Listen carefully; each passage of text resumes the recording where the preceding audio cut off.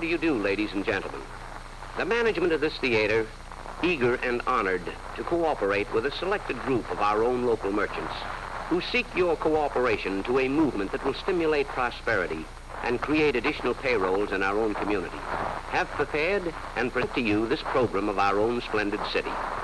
Has it ever occurred to you as you drive along these beautifully paved streets and highways that it was not so very long ago these same streets and highways were unimproved dirt roads?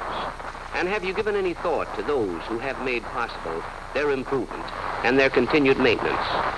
Just in case any of you have forgotten, I shall remind you that our local merchants and industries have contributed approximately 65% of the taxes to provide us with these improvements.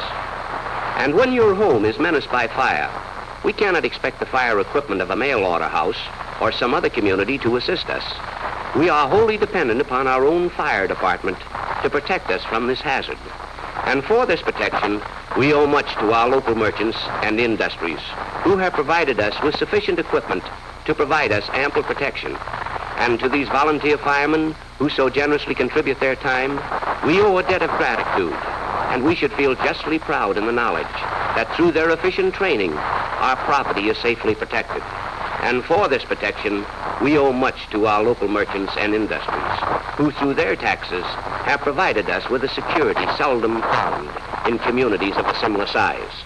How vivid in the memory of most of us is the little red schoolhouse. It will always possess its sentimental memories, but compared to these modern structures and today's methods of education and instruction, our children are highly fortunate.